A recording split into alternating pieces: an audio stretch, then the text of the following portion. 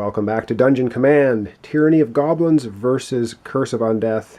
It is, of course, Curse of Undeath, which is up first. So let's go to their area and get to it.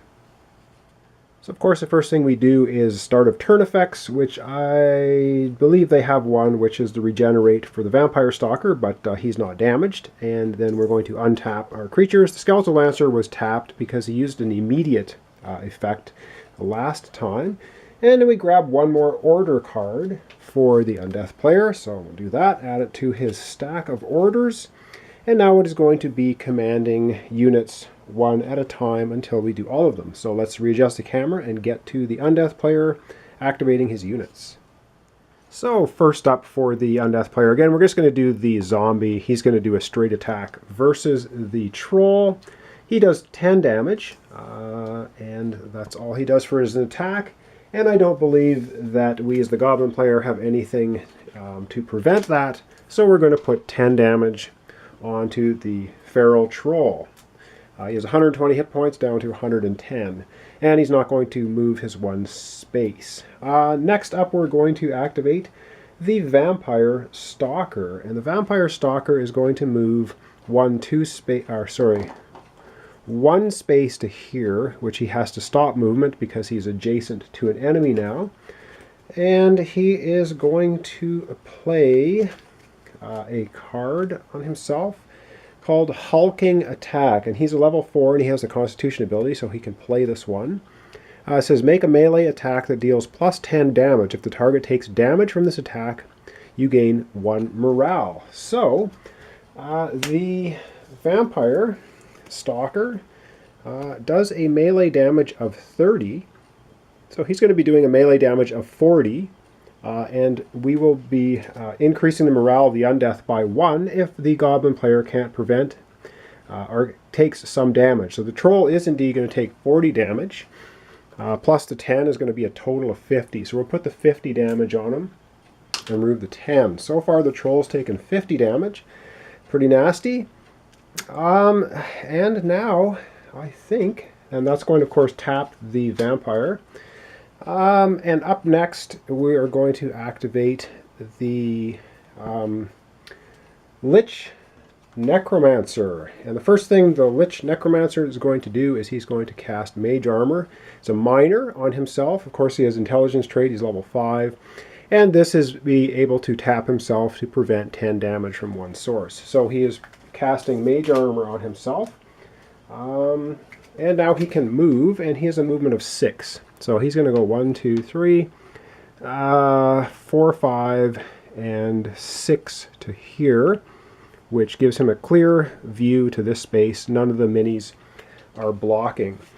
And with that, he's going to attack the Feral Troll using Gout of Fire. And again, he's level 5, he has the intelligence, so he can cast this spell. It says requires ranged. He has a ranged 30 attack. It says make a ranged attack that deals plus 20 damage. So that's nasty. Let's take a look at his card here. He has a ranged attack that does 30 damage, a range of 5, so he's easily within range. So he's going to be doing a total of 50 damage to the Feral Troll. And I don't believe we have anything to stop that. So another 50 damage. The Feral Troll is up to 100 damage right now. And that's going to tap the Lich Necromancer. So I'm just going to readjust the camera a little bit and we'll get going to the Skeletal Lancer's turn. Okay, so the Skeletal Lancer is up here and he has a movement of 8. So he's going to go 1, 2, 3, 4, 5, 6, and 7. And he's going to be adjacent now to the Feral Troll. And is there anything they want to play? And there is not. However, he is playing his straight melee attack, which is 20 damage. And with that, that's going to tap him. That's going to put 20 damage on the Troll. And I don't think there's anything they can do, or the Goblins can do, to stop it. That's another 20 damage. That means the Feral Troll has just taken 120 damage. That's his number of hit points. He is down and out.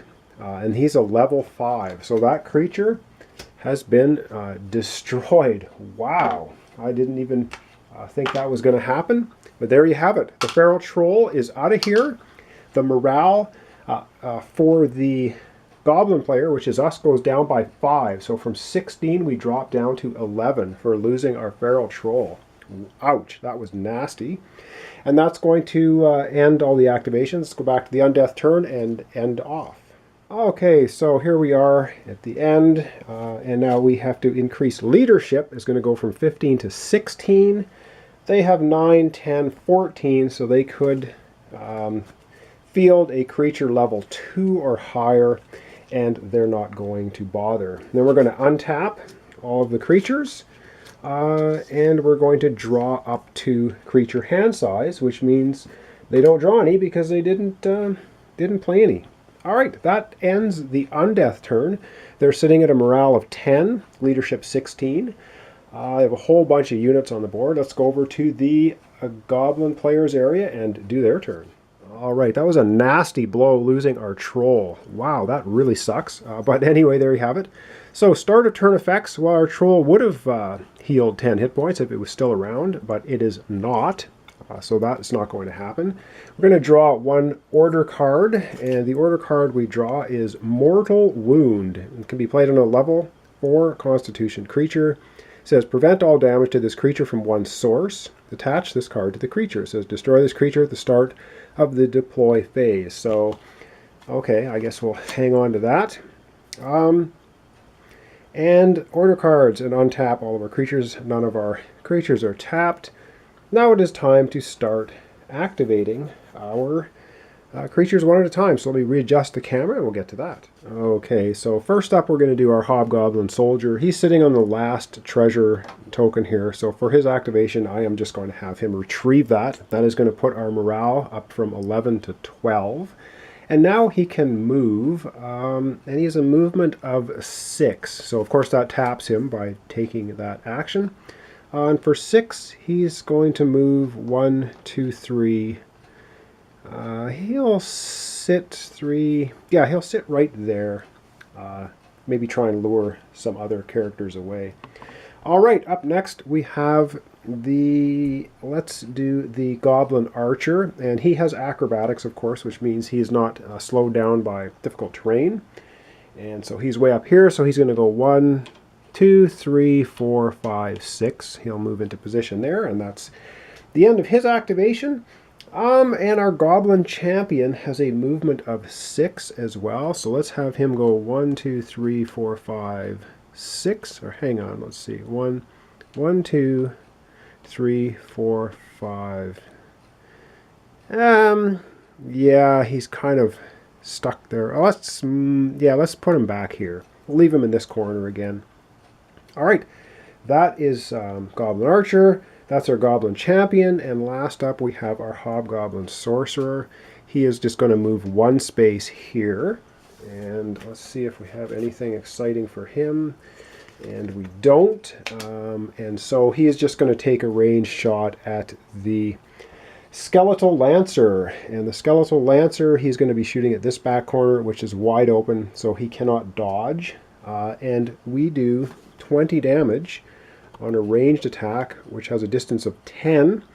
So the Skeletal Lancer is going to take 20 damage. And I don't think he can avoid that. Things are slippery. Let me get 20 damage out here. And put that on the Skeletal Archer, or Skeletal Lancer. Okay, and I don't think the Undeath player had anything he wanted to do there, and he doesn't. Okay. That is all the activations. Of course, that taps the Hobgoblin Sorcerer for an attack. And now let's go back to the Goblin area and do the end of turn. All right, so end of turn is we increase our leadership 1. So we're going from 15 to 16. We lost our Troll, so we have 3, 6, 7, we have 10. So we can field something of 6 or less. And those are my order cards, not my creatures. Let's have a look at the creatures. We could indeed bring out our Horned Devil level 6. But I think we're going to bring out the... What do we want to bring out? Probably... Let's bring out the Bugbear Berserker. And he has level 4, Strength, Dex, Constitution, does 20 melee damage. Says whenever an adjacent enemy creature is destroyed, you untap this creature. So he can attack multiple times. If he can kill something, he's 90 hit points. So we're going to bring him out. Of course, he is this miniature. It's the Bugbear Berserker. And let's get him into the fray. We'll stick him right there at the corner. All right. And now, of course, we draw up to, or untap our creatures as the very last thing to do. So we're going to untap our Hobgoblin Soldier, Hobgoblin Sorcerer, and we draw up to our creature hand size. So we played one, and we're going to draw another one. We get another Hobgoblin Soldier, level 3, and we know the stats from him because we have one out already. Add that to our creature hand. All right, let's go back to the main board and wrap up this episode. All right, well, I hadn't done the math ahead of time. I did not think they were going to be able to defeat and take out a troll with 120 hit points, but the Undeath player did it. It was a major blow for a Goblin team.